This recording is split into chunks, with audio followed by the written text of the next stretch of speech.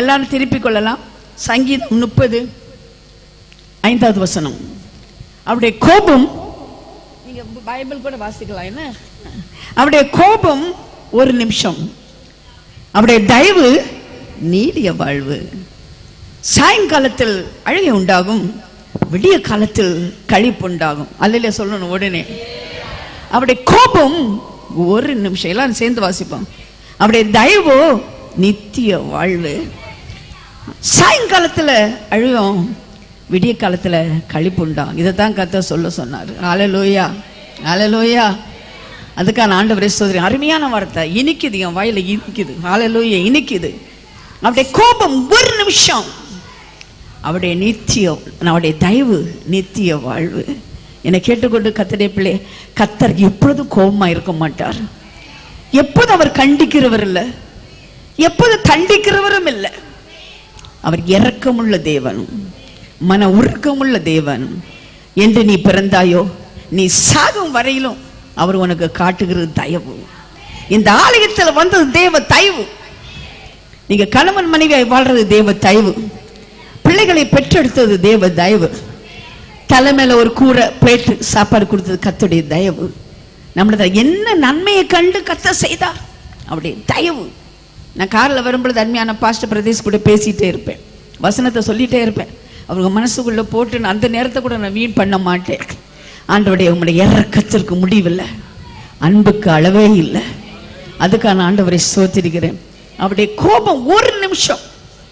நம்ம கோபம் எவ்வளவு நேரம் சொல்லுங்க பார்க்கலாம். உங்க கோபம் என்ன? ஐயோ அப்பா, முன்னால் எனக்கு சிரிப்பா இருக்கும். கன்னியாகுமரியிலேருந்து ஃபோன் கால் வரும், என் கணவன் போட்டு என்ன அடிக்கிறாருன்னு. இப்போ ஃபோன் வருது, கனவு சொல்கிறார் என் மனைவி என்ன அடிக்கிறான்னு. என் அம்மிக்கல் என் முகத்தில் போட்டுருவாள், எனக்கு பயமாக இருக்குது. சாப்பாடில் பாய்சன் வச்சிருவான்னு எனக்கு பயமாக இருக்குது. காலம் மாறி போச்சு. கோபம் பாருங்க பெரியவனுக்கு. சின்ன ஒரு கோபத்துக்கு குடும்பத்தையே எடுத்து கணத்துக்குள்ளே போட்டிருக்காரு ஒரு ஆளு சென்னையில். சின்ன ஒரு கோபத்துக்கு குடும்பத்தையே தீ வச்சு எரிச்சிருக்கிறார். ஒரு பொண்ணு ஒரு பையன் கூட போயிட்டானே, அந்த போலீஸ் ஸ்டேஷனில் வச்சே மகளை கொண்டிருக்காரு. மனுஷனுடைய கோபம் பயங்கரமானது. உங்க கோபம் பயங்கரமானது. ஆண்டவர் சொன்னார், நீ காலையில் கோபப்படு, சாயங்காலத்துக்குள்ள உன் கோபம் போயிடணும். இன்னைக்கு சீக்கிரதரிசி எல்லாம் நான் சொல்றேன். எத்தனை நாள் உங்க ஹஸ்பண்ட பேசாம இருக்கீங்க? கொஞ்சம் பேர் இங்க இருக்கீங்க, ஆசாமிங்க கொஞ்சம் பேர் இருக்கிறீங்க. இவ்வளவுக்கு ஒன்றும் அவர் பண்ணல, அவங்க அம்மா வீட்டுக்கு கொஞ்சம் காசு அனுப்பிட்டார், அதுக்காக வேண்டி பேசாம இருக்கீங்க. எவ்வளவு கோபமா இருக்காங்க தெரியுமா? இந்த அதுவும் கன்னியாகுமரி கேட்கவே வேண்டாம், பயங்கர கோபம். கோபத்துடைய உச்ச கட்டம் இந்த கன்னியாகுமரியில் நான் பார்க்கிறேன். ஆனா என் தேவனுடைய கோபம் ஒரு நிமிஷம் மாத்திரம்தான். ஆனா அவருடைய தயவு நீடிய வாழ்வு. பிறந்தது முதல்ல சாகு வரையில் அவருடைய தயவுல தான் நான் வாழ்ந்துட்டு இருக்கிறோம். ஆகவே தான் கிறிஸ்து எனக்கு ஜீவன் என்று நான் சொல்ல முடியும். Loving kindness is better than my life. ஆண்டவரே, என் ஜீவனை பார்க்கலாம் உடைய கிருபை எனக்கு நல்லது. சொல்றவங்க அல்லேலூயா சொல்லுங்க பார்க்கலாம். என் ஜீவனை பார்க்கலாம் உடைய தயவு எனக்கு பெரிதாக இருக்கிறது. அல்லேலூயா. இன்னும் நான் சொல்ல போற ஒரு சத்தியம் ரொம்ப எனக்கு வெடித்து கிளம்புது. கோபம் வந்தாலும் 40 நாள் இரவு பகலும் தண்ணியை விட்டு அழிச்சிட்டாரு நோவா காலத்துல. கோபம் வந்தனா ஒரே நாள்ல சவுல ஜாப்ல இருந்து எடுத்துட்டு அவர் தாவீதை போட்டாரு. உனக்கு எனக்கும் தான் இந்த வசனம். அவருடைய கோபம் ஒரு நிமிடம் மாத்திரம். ஏன் தெரியுமா? கோபத்தால் வந்தது பாவம், பாவத்தால் வந்த சாபம் அனைத்தை அவர் சுமந்து தீர்த்தபடியால இப்போ அவர் நம்மையில் வைத்திருக்கும் கோபம் ஒரு நிமிஷம் மாத்திரம்தான். அல்லேலூயா. சாத்தான் சொல்றான், இன்னைக்கு நீ கஷ்டப்படுறது என்னன்னா கர்த்தர் உன் மேல கோபமா இருக்கிறார். இனி கோயிலுக்கு போகாத, பைபிளையும் தொடாத, காணிக்கையும் கொடுக்காத. எல்லாரும் நல்லா தான் இருக்காங்க, எனக்கு மட்டும்தான் எந்த கஷ்டம். நிறைய பேர் நினைக்கிறீங்களே. அடுத்த வீட்டுக்காரங்க அநியாயம் பண்றாங்க, அவங்களுக்கு எல்லாமே இருக்குது, பைக் இருக்கு, மருமகன் நல்ல மருமகன் வந்துட்டா. நான் கோயிலுக்கு போனேன், காணிக்கை கொடுத்தேன், ஆனால் எனக்கு ஏன் ஒன்றும் நடக்க மாட்டேங்குது? எனக்கு வேண்டாம், கடவுள் வேண்டாம், மேலே கோபமா இருக்காரு. இல்லை, அவருக்கு கோபம் ஒரு நிமிஷம் மாத்திரம்தான். அவனுக்கு கொடுத்துருக்கிற வாழ்வு நித்திய வாழ்வு. நான் அமெரிக்க ஏர்லைன்ஸில் போயிட்டு இருக்க சமயம் ஒரு ஆள் என் பக்கத்தில் உட்காந்து கேட்டார், ஹூ இஸ் த மில்லியனர் இன் இந்தியான்னு. இந்தியாவில் கோடீஸ்வரன் யாருன்னு. அவன் நினச்சிருப்பாரு அம்பானிக்கு நான் சொல்லுவேன், அதானின்னு நான் சொல்லுவேன். நான் சொன்னேன், உனக்கு பிளேட்டில் சோறு இருந்தா, தலைமையில் கூரை இருந்தா, அன்பான மனைவி இருந்தா, அறிவுள்ள பிள்ளை இருந்தா, நீ தான் கோடீஸ்வரன்னு. If a loving wife, intelligent children, food in your plate, roof over your head. அவன் சொன்னார், என்ன பெரிய தத்துவம் பேசுற, அது உண்மை. உங்களுக்கு தெரியுமா? அம்பானிக்கு மனைவி அவர்கிட்ட அன்பா கிடையாது, பேரு தான் அம்பானி. அவர் பணம் கையில் எடுத்துட்டு போக முடியாது, அவர் கொன்றுவாங்க. டிரைவர்கிட்ட இருந்து கடன் வாங்கி தான் அவர் பழம் சாப்பிடுவார். அவர் டிக்ளேர் பண்ணிக்காரு, என் கையில் பணம் இல்லை, என்னை யாரும் பிடிச்சிடாதீங்க. மகனுக்கு கல்யாணம் வச்சார், 5000 கோடி. உலகத்திலே ஒருவனும் தன் பையனுக்கு 5000 கோடியில் கல்யாணம் வைக்கல. அந்த கல்யாணத்தில் அந்த பையனை பேச சொன்னாங்க. அவன் சொன்னான், எங்க அப்பா எனக்கு ரோஜா கொடுத்தாரு, உலகம் எனக்கு ஒரு முள்ளு தான் கொடுத்துருக்குன்னு. அந்த வியாதிக்கு மருந்தே கிடையாது. என்னை கேட்டுக்கொண்டு கர்த்தருடைய பிள்ளையே, நீ ஒரு கோடீஸ்வரி, நீ ஒரு கோடீஸ்வரன். எனக்கு ரொம்ப பிடிச்சது நான் சொல்றேன் கதை மாதிரி. அமெரிக்கா போனா ஒரு நேரம் தான் சாப்பிடுவேன் நான். 2 ரொட்டி கடையில் ஒரு கறி துண்டு வச்சு கொடுப்பாங்க, மெக்டானல், அதோட ஒரு சிக்கன் லெக், KFC. ஆப்பிரிக்கா போனா பொய்க்கு கோஸ் ஒரே நேரம். எங்க கன்னியாகுமரி மாதிரி டேஸ்டி ஃபுட்டு 40 தேசத்துல நான் பார்க்கலங்க, 40 தேசம் பார்க்கலங்க. அப்பா அவியல், தோரன், தீயல், என்ன அடப்பாயசம் எங்கேயுமே பார்க்க முடியாது. ஒரு அலையில போட்டிருக்கலாம்ல, மஞ்சக்கறி, தயிர்கறி, தயிர் தாளிச்சது, எப்படியெல்லாம் சாப்பாடு. எதுவும் நாக்கு செத்துரும் அமெரிக்காவில், ஆப்பிரிக்காவில். இங்கே வந்தால் சாப்பிடணும்னு எனக்கு ஆசை வரும். அம்மா ரெடியாக இருக்காங்க. ஆண்டவர் சார் கிடையாது கிடையாது கிடையாது, நீ உபவாசத்தோடு கண்ணீரோடு என் ஜனத்துக்கு முன்னால் நில்லுன்னு. இந்த வெறும் வயிற்றில் நிற்க முடியாது, 2 இட்லி மட்டும் சாப்பிட்றேன், வேற எல்லாம் கடவுள்கிட்ட கொடுத்துட்டேன். எனக்கு ரொம்ப பிடிக்கும், ரொம்ப சிரிப்பு. ஆனால் ஆப்பிரிக்காவில் என்னை பெரிய டிவியில் இன்டர்வியூ கேட்டாங்க, what is the food you like so மச்னு. நான் சொல்லிட்டேன், எனக்கு கிழங்கு மீனும் பிடிக்கும்னு. என் மகன் சொன்னா, இவ்வளோ என்னை அவமானப்படுத்திட்டீங்களே அம்மா, அங்கே போய் டேப்பியோக்கான் ஃபிஷ் கறின்னு இன்டர்நேஷ்னல் டிவியில் சொல்லிட்டீங்களே. அது உண்மை. எனக்கு பிடிச்ச கன்னியாகுமரி அதனால யாரும் பண்ணிடாதீங்க, இப்போ சாப்பிட முடியாது. அப்படி ஒரு இடத்துல சொன்னேன், எனக்கு மீன் கிழங்கு பிடிக்கும். நிறைய பேர் அப்படியே கொண்டு வந்துட்டாங்க டிஃபன் பாக்ஸில் கிழங்கு மீன் எல்லாம். ஜெயந்தராஜ் பாஸ் ஒய்ஃப் எப்போதும் எனக்கு பண்ணிடுவாங்க. அதெல்லாம் கிடையாதுங்க. கர்த்தருடைய அன்பை ருசிக்கிறேன்னா, அதை ரசிக்கிறேன்னா. கர்த்தர் நல்லவர் என்று சொன்னீங்கல்ல, ருசித்து பார்த்துருக்கீங்களா? அவரை ருசித்து பார்த்துருக்கீங்களா? அவரை ரசித்து பார்த்துருக்கீங்களா? என்னை கேட்டுக்கொண்டு கர்த்தருடைய பிள்ளை, கர்த்தர் நல்லவன் நான் ரொம்பவே ருசித்து பார்த்ததுனால தான் பிரசங்கியாராக இருக்கிறேன். என் மகன் சொல்லுவான், அம்மா உனக்கு நல்ல பெட் இருக்கு, சமைச்சு சாப்பாடு வைக்க லேடி இருக்கிறாங்க, ஏர் கண்டிஷன் ரூம் இருக்கு, ஏம்மா ஊரா போற? நான் ருசித்து பார்த்துட்டேன். என்னை யாரும் கட்டி வைக்க முடியாது. இந்த சத்தியத்தை சொல்லாம என்னால் இருக்க முடியாது. இப்போ 2 ஸ்டுடியோ வச்சிருக்கிறேன். ஒருவேளை ஒரு நாள் வயசானவன் நடக்க முடியல, 2 ஸ்டுடியோவில் போயிடுவேன், டெய்லி பேசிகிட்டே இருப்பேன். அப்படிதான் இப்பவுமே ஸ்டுடியோ பண்ணிட்டேன். அதில் லிப்ட் வைக்கிறேன், ஏன்னா அவன் படியேற முடியாதுன்னு எல்லாம் ப்ரிப்பேர்ட். ஆனால் இந்த பிரசங்கத்தை மட்டும் நான் விட போகிறது கிடையாது. அவருடைய கோபம் 1 நிமிஷம், அவருடைய தயவு நித்திய வாழ்வு, நீடிய வாழ்வு. சாயங்காலத்திலே அழுகை உண்டாகும், விடிய காலத்திலே களிப்பு உண்டாகும். ஆண்டவர் ரொம்ப கோபப்படுற ஆண்டவர். என்னை கேட்டுக்கொண்டு கர்த்தருடைய பிள்ளையா, ஆனால் உண்மையில தயவு வச்சிருக்கிறார். நம்ம நோவா காலத்தில் செஞ்ச தப்பு நம்ம செய்யாமல இருக்கிறோம். நோவா காலத்தில் என்ன பண்ணாங்க? குடிச்சாங்க, விடிச்சாங்க, கல்யாணம் கொடுத்தாங்க, கல்யாணம் பண்ணாங்க. நம்ம பண்ணாமல இருக்கிறோம். ஏன் பெருவெள்ளம் நம்மளை அழிக்கல? அவருடைய தயவு, அவருடைய தயவு. என்னங்க நம்ம எல்லாம் நல்லவங்களாங்க? சோதம் குமர பட்டணத்தை விட சோதம் குமர பட்டணம் பாவம் என்ன? பெருந்தீண்டிக்காரங்க, சங்கோபாங்கமானவங்க. அவங்களெல்லாம் அக்கினியால் எரிச்சார். நம்ம அக்கினியால் எரிக்காம என்ன உட்காந்துருக்குறோம்? ஏன் தெரியுமா? எனக்கு ரொம்ப சந்தோஷமா இருந்தது. இங்கே வந்தால் ரொம்ப சூடாக இருந்து மழையை பற்றி பேசினா மழையை வந்துட்டு ரைட்டில் நான் போகிற சமயம் மழையை பெஞ்சிட்டு இருக்கு. பெருமழையை பார்த்துட்டேன். இன்னைக்கு கொஞ்சம் கூலாக இருக்கு. அதுக்கான ஆண்டவரை ஸ்தோத்திரிக்கிறேன். நீங்க என்ன சவுல் என்ன பண்ணிட்டாரு? விக்கிரகனை பண்ணாரா? விபச்சாரம் பண்ணாரா? தாவீதெல்லாம் பண்ணாரு. இவர் தாவீது விபச்சாரம் பண்ணாரு. சவுல் ஒண்ணுமே பண்ணல. அமலேக்கனை அழிச்சிருந்தாரு, அழிச்சிட்டான். ஆனா ஆடு மாடையும் ஆகாயம் கொண்டு வந்தார். ஃபினிஷ். இன்னைக்கு எத்தனை பேர் கீழ்ப்படியாம இருக்கீங்க? கர்த்தர் சொன்ன எல்லாத்தையும் கீழ்ப்படிஞ்சேன்னு சொல்றேன். ஒரு கால் கை தூக்குங்க பார்க்கலாம், ஒரு ஆள் கை தூக்குங்க பார்க்கலாம். சொன்ன எல்லாத்துக்கும் நம்ம கீழ்ப்படியல. ஆனா அவருடைய கோபம் 1 நிமிடம் மாத்திரம் நமக்கு நித்திய வாழ்வு கொடுத்து உட்கார வச்சிருக்கு. அதுக்கான ஆண்டவரை ஸ்தோத்திரிக்கிறேன். என்னை கேட்டுக்கொண்டிருக்க கர்த்தருடைய பிள்ளையே, அவருடைய கோபம் எவ்வளவு கொடியது என்று வேதத்தை வாசித்து பாருங்க. ஆனா உண்மையில கோபம் காய்க்காம, எப்போதும் உண்மையில கோபமாயிராதபடி நீடிய வாழ்வு கொடுத்து இந்த ஆலயத்துக்கு கொண்டு வந்ததுக்கு ஒரு அல்லேலூயா சொல்லுங்க பார்க்கலாம். நம்முடைய ஆண்டுடைய பேர் என்ன? அவனுடைய பேர் என்ன? நிறைய பேர் இருக்கு. எல்ஷடா, எல்எலியோ, ஜெகோமசமா, ஜெகோ ஜைரே, எத்தனையோ பேர் இருக்கு. எல்எலியோ, எத்தனையோ பேர் இருக்கு. ஆனா அவர் தாம் வெளிப்படுத்தின பேர் என்ன தெரியுமா? நான் வேதத்தில் 145 சங்கீதம் 8-9 வசனத்தை வாசிக்கிறேன். நீங்களும் சேர்ந்து வாசிக்கலாம். கர்த்தர் இரக்கமும் மன உருக்கமும் நீடிய சாந்தமும் மிகுந்த கிருபையும் உள்ளவர். எல்லாரும் வாசிங்க, பைபிள் எல்லாரும் வாசிங்க. கர்த்தர் இரக்கமும், எல்லாரும் வாசிங்க, மன உருக்கமும் நீடிய சாந்தமும் மிகுந்த கிருபை உள்ளவர். கர்த்தர் எல்லா மேலும் தயவு உள்ளவர். அவர் இரக்கங்கள் அவருடைய எல்லா கிரியைகளும் மேல் உள்ளது. கர்த்தாவே, உம்முடைய கிரியைகளை எல்லாம் உம்மை துதிக்கும். உம்முடைய பரிசுத்தவான்கள் உம்மை ஸ்தோத்தரிப்பார்கள். மனுபுத்தருக்கு ஒரு வல்லமையுள்ள செய்கைகளையும் ராஜ்யத்தின் சிறந்த மகிமையின் பிரஸ்தாபத்தை தெரிவிக்கும்படி உம்முடைய ராஜ்யத்தின் மகிமையை அறிவித்து உமது வல்லமையை குறித்து பேசுவார்கள். அவருடைய பேர் என்ன? இரக்கம் உள்ளவர். ஒரு அல்லேலூயா போடுங்க. மன உருக்கம் உள்ளவர். அல்லேலூயா.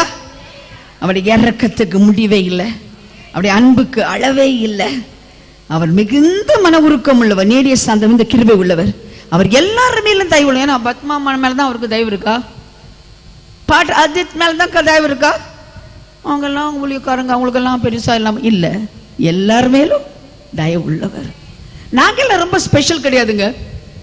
எங்களுக்கு நிறைய அடி கிடைக்கும், உங்களுக்கு தெரியுமா? உங்களோட அதிகமா அடி கிடைக்கும். உங்களையாவது விட்டு வைப்பாரு, எங்களை விட்டு வைக்க மாட்டாரு. உதாரணம் சொல்லவா? இஸ்ரவேல் மக்கள் 10 முறை தப்பு பண்ணாங்க. மனுஷர் மோசே ஓரளவு தப்பு பண்ணான். அந்த மலையை பார்த்து பேசணும்னு அடிச்சுட்டான். வாழ்க்கையின் கடைசியில சந்தோஷமா வரான். எனக்குத்தான் காணான், எனக்குத்தான் காணான், எனக்குத்தான் காணான், நான் தான் இவர்களை வழி நடத்தி வந்தேன். கானானின் பார்டர்ல வந்தோன்னு ஆண்டவர் சொன்னார், எல்லாரும் போங்க. ஐயா ஐயா, நான் மோசே ஐயா, நாங்க எத்தனை வருஷம் மனாந்தரம் நடந்தேன். எகிப்துல அரண்மையில் என்ன வந்து கூட்டிங்களா? இல்லையே, நானே தானே வந்தேன். எகிப்தின் இன்ப வாழ்வை பார்க்கிறோம், தேவ ஜனத்தோட துன்பத்தை சகிப்பேன் என்று நான் தானே தீர்மானம் எடுத்து வந்தேன். கல்லடிக்க சொல்லடிக்க நான் என்ன மறைக்கலையே ஆண்டவரே. நான் விபச்சாரம் பண்ணலையே, விக்கிரான பண்ணலையே. 40 வருஷம் அரண்மனையில் இருந்தான், மணல் இல்லை, நடந்தேனே. எனக்கு சட்டையை கூட நீங்க தான் பாதுகாத்தீங்க, புதிய சட்டை தரல.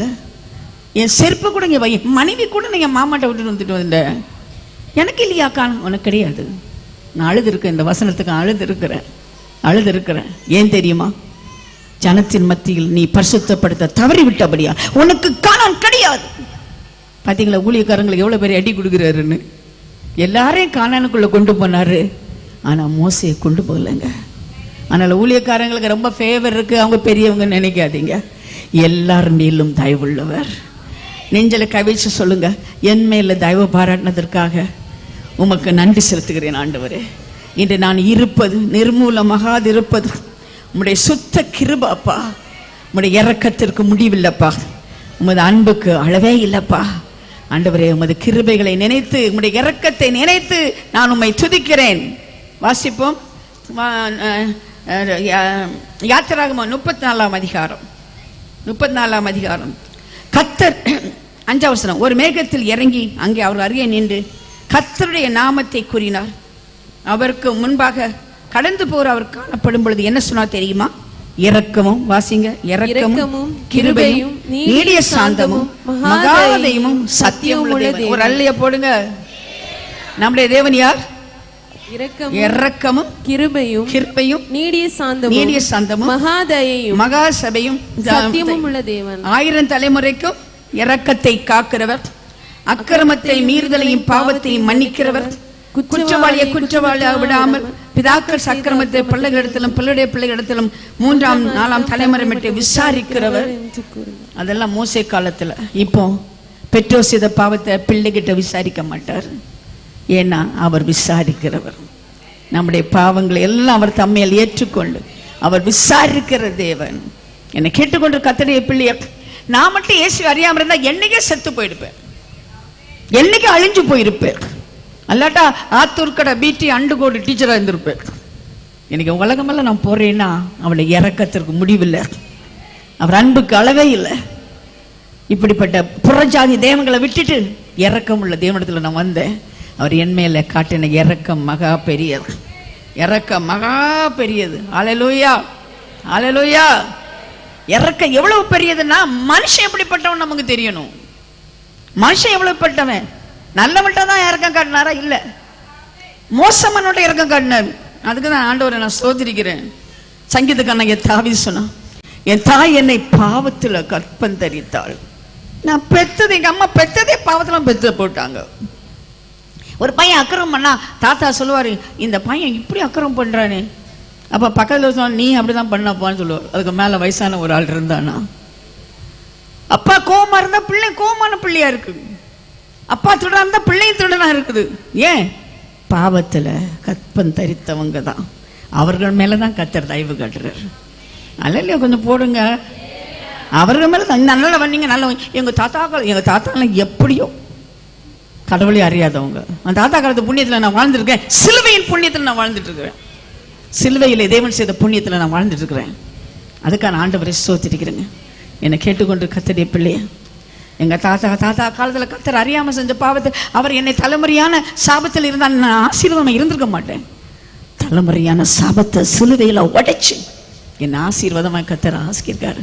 கர்த்தர் நம்ம ஆசீர்வதிக்கிறது போதாதுங்க, ஆசீர்வாதமா மாற்றணும். நம்ம சக்கரையா இருக்கணும், நம்ம லட்டா மாறணும். அல்லேலூயா. நம்ம ஆசீர்வதிக்கிறது பெரிய கிடையாது, நம்ம ஆசீர்வாதமா மாற்றணும். டெய்லி ஜெபம் பண்ணுங்க, நான் யாராவது ஒருவருக்கு நான் ஆசீர்வாதமா இருக்கணும். ஆண்டவருக்கு என்னை ஆசீர்வதித்தது இல்லை, ஆசீர்வாதமா இருக்கிறது தான் என்னை நீ படிச்சிருக்கிறீங்க.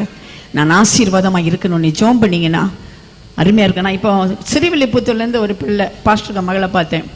அவள்கிட்ட ஒரு கேள்வி கேட்டேன், உங்கள் ஹாஸ்டலில் இப்போ ப்ரேயர் மீட்டிங் இருக்கா? இல்லை, எல்லாருமே கடவுளை மறந்தது மாதிரி இருக்கு. நீ போய் ஆரம்பி, அந்த ப்ரேயர் மீட்டிங் ஆரம்பி, உனக்கு ஃபர்ஸ்ட் கிளாஸ் மார்க் ஆண்டவர் தருவாருன்னு. எத்தனை எதிர்ப்பு வந்தாலும் ப்ரேயர் மீட்டிங் ஆரம்பி, உன்னை ஃபர்ஸ்ட் கிளாஸ் உடனே சொன்ன மாதிரி. நான் இன்னைக்கு ஊழியக்காரை வருது காரணம் என்ன தெரியுமா? நான் எப்படி ஊழியக்காரை வந்தேன்னு தெரியுமா? ஹோலி கிராஸ் காலேஜ் கொல்லா மரத்தடியில் தனியாக ஜபித்த ஒரு ஆள்.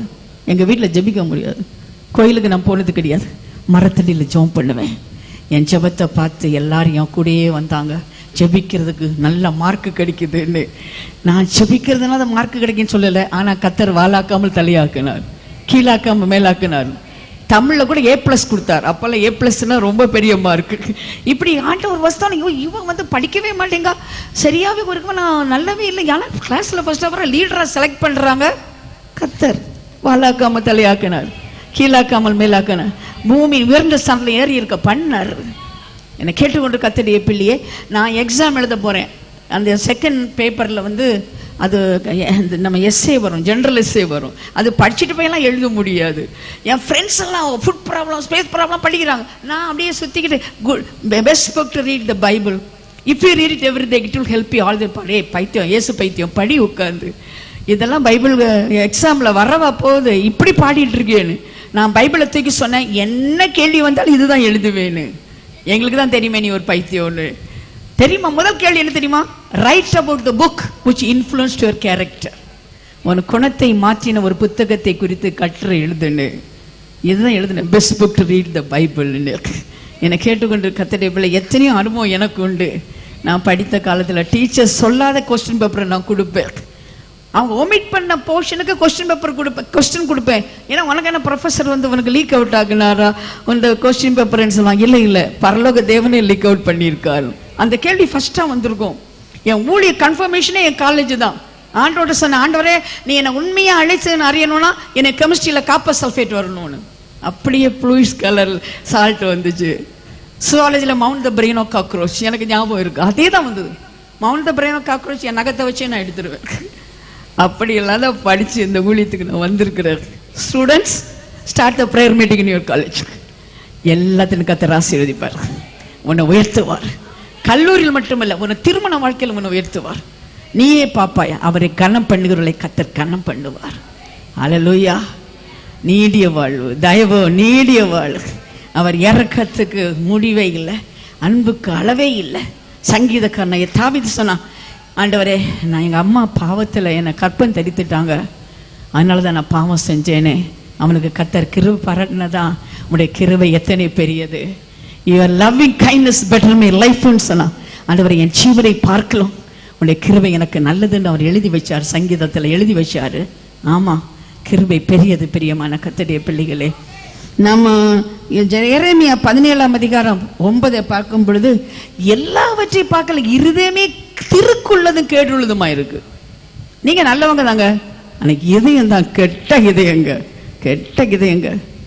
மற்றவங்களை எப்படி கெடுக்கலான்னு பார்ப்பாங்க. ஐயோ எனக்கு சிரிப்பா இருக்கும். அட்டை வீட்டில் ஒரு பலாப்பழம் செய்கிறாங்கன்னா அந்த பலாப்பழத்துக்கு வாசனை வரக்கூடாதுன்னு கதவை போட்டுவாங்க. சில வீட்டில் சிக்கன் கறி வைப்பாங்க, அந்த வாசனை வெளியே போன கதவை போடும், ஏன்னா கொதி விழுந்துருமா. கன்னியாகுமரியில் மட்டும்தான் இந்த கொதியை பற்றி நான் கேள்விப்பட்டிருக்கேன், வேற எங்கேயுமே எனக்கு கேள்விப்பட்டது கிடையாது. நான் வந்து காலையில் வந்தோடனே எங்கள் அம்மா கடுகு சுற்றி போடுவாங்க. நாங்கள் இப்போ எதுக்கு இங்கே கடுகு, கண்ணு விழுந்துருவோம், கண்ணு விழுந்தா கண்ணு இல்லாமல் எங்கே போவோம். இது கன்னியாகுமரியில் தான் உண்டுங்க, கன்னியாகுமரியில் தான் உண்டுங்க. இந்த கொதின்னு சொல்கிறது, கண்ணு விழுறது எல்லாம் இங்கே தான் உண்டுங்க. எனக்கு கேட்டு இருதயம் திருக்குள்ளது கேட பார்த்து அழகா இருக்குங்க, அழகான முகம். நம்மள மாதிரி கலர் எங்கே இருக்கு? நம்ம முடி சுருட்ட இருக்குது, எங்கே இருக்குது இந்த சுருட்டு? அவங்கள சுருட்டுறாங்க, $500 கொடுத்து முடிய சுருட்டுறாங்க அமெரிக்காவில். நம்ம இயற்கையாகவே சுருட்ட முடி வச்சுருக்கிறோம்.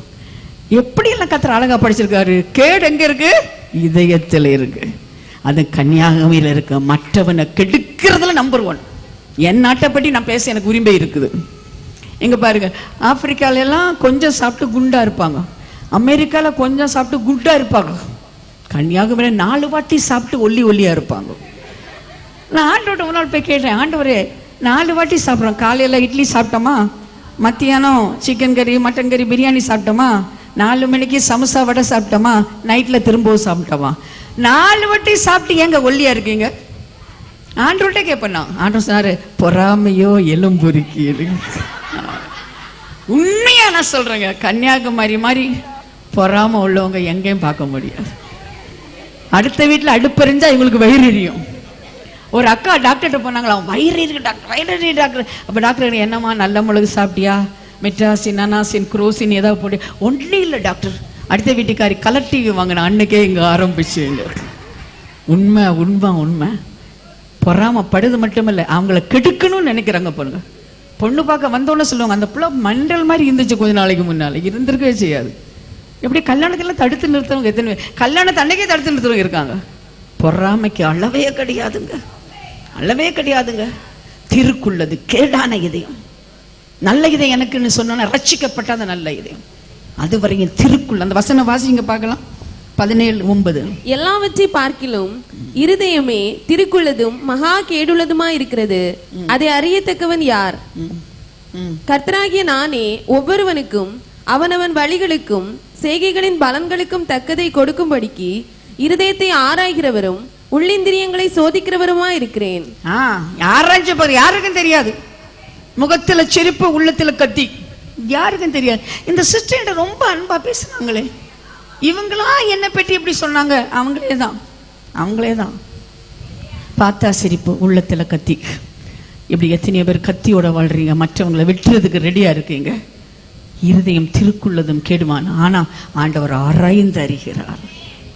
ஆனா சங்கீதக்காரன் ஒரு நாள் சொன்னான், ஆராய்ந்து பாரும் தேவனே, வேதனை உண்டாக்கும் வழியை பார்த்து நித்திய வழியிலே நீர் என்னை நடத்தும். சுத்த இதயம் உள்ள இஸ்ரவேலுக்கு அல்லேலூயா சொல்லியிருக்கணும்ல. நான் சொல்லுவேன்னு உங்களுக்கு தெரியும்ல, கன்னியாகுமரியில சுத்த இருதயம் உள்ள இஸ்ரவேலுக்கு நல்லவரா இருக்கிறார். நீங்க அப்பல்லோ ஆஸ்பத்திரிக்கு வந்தீங்கன்னா 5 லட்சம், குறைஞ்சது 5 லட்சம். எதுக்கு தெரியுமா? இருதயத்தை தச்சு போடுறதுக்கு, ஆன்ஜியோ பண்றதுக்கு, அல்லன்னா பைபாஸ் சர்ஜரிக்கு. கல்வாரி ஹாஸ்பிட்டலுக்கு வாங்க, free of charge, free of charge. திருக்கானது கெடுதமான ஒரு கள்ளை சிலுவையில தொங்கிக் கொண்டிருந்தா ஆண்டவர் பார்த்து ஒரு ஜெபம் பண்ணான், என்னை நினைத்து கொள்ளும் ஆண்டவரே. அன்றைக்கு ஆண்டவர் அவனை பார்த்து, இன்று நீ என்னோடு கூட பரதீசில் இருப்பாய் என்று சொன்னார். எப்படி தெரியுமா? அவன் கருமையான இதயத்தை எடுத்து விட்டு தன் வெள்ளை இதயத்தை அவனுக்கு பொருத்திட்டார். வெள்ளை இதயம் இல்லாதவங்க பரலோகம் போகவே முடியாதுங்க. அவன் வெள்ளை இதயத்தோடு இருந்தாலும் அவன் பரதீசுக்கு போனான். அப்பல்லோ ஹாஸ்பிட்டலில் 1 மாதம் இருக்கணும். எங்கள் கல்வாரி ஹாஸ்பிட்டலில் ஒரு நிமிஷம் அந்த இதய மாற்றம் கர்த்தர் செய்கிறார். ஹல்லேலூயா, ஹல்லேலூயா, ஹல்லேலூயா.